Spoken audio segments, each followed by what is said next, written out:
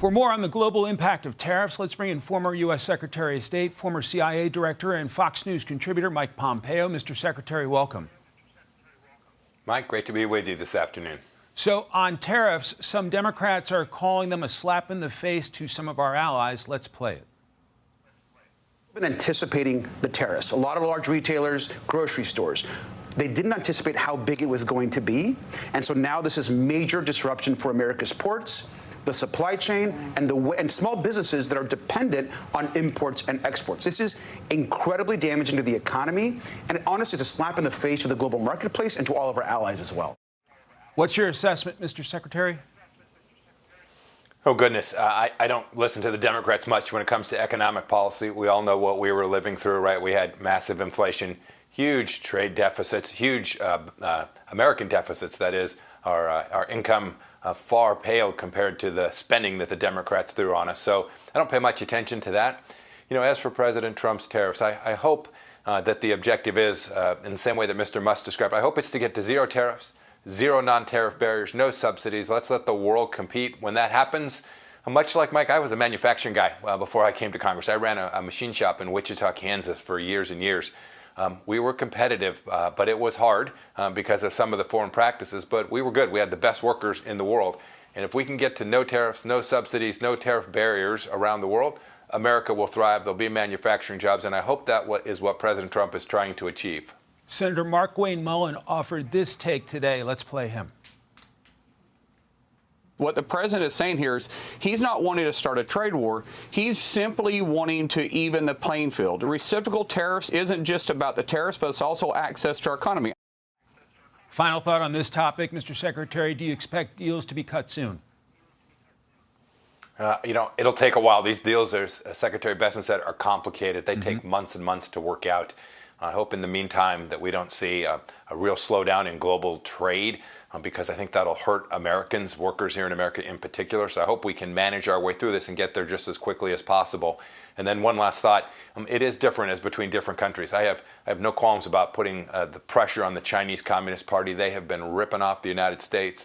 They've been stealing our intellectual property. The tariffs on the Chinese Communist Party have multiple objectives, including American national security. And I hope the administration stays at them in the way that they put significant barriers just last week. Prime Minister Benjamin Netanyahu expected at the White House tomorrow for meetings with President Trump. Tariffs and obviously the conflict in the Middle East are expected to be some of the major topics.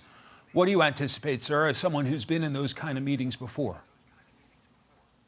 I hope that President and Prime Minister Netanyahu talk about the serious response required against the Islamic Republic of Iran. It remains the case that there are hostages being held. It remains the case that terrorists are still roaming the Middle East, underwritten by the Iranian regime, whether that's the Houthis that have still continued to threaten the transition or the transit from the folks who are just trying to move product around the world. I hope the two of them together will put enough pressure on Iran, build out relationships with our Gulf Arab allies in the region as well, and begin to build upon what we had done in the first 4 years. Build out a more peaceful, more prosperous Middle East. I think that's why Prime Minister Netanyahu is coming, and I'm very hopeful they'll succeed at that in the weeks and months ahead. There's been a shakeup in the national security team here in recent days, the firing of the director of the National Security Agency, also the dismissal of several senior members of the National Security Council. What's the fallout, Mr. Secretary?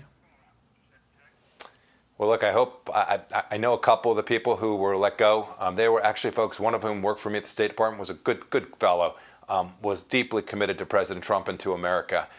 So I want to make sure that we've got the right people. That's obviously President Trump's decision, who he chooses to be part of his team.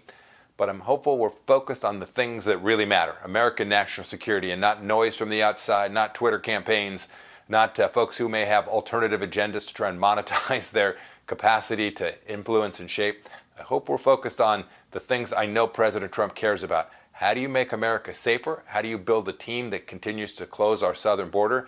And how do you grow a stronger, deeper military capable of deterring our adversaries all across the world? The people decisions are important to that, and those rely on President Trump making good choices about who he brings onto his team. Secretary of State Marco Rubio is revoking the visas of South Sudanese passport holders due to issues with their transitional government. Is that a good move in your view?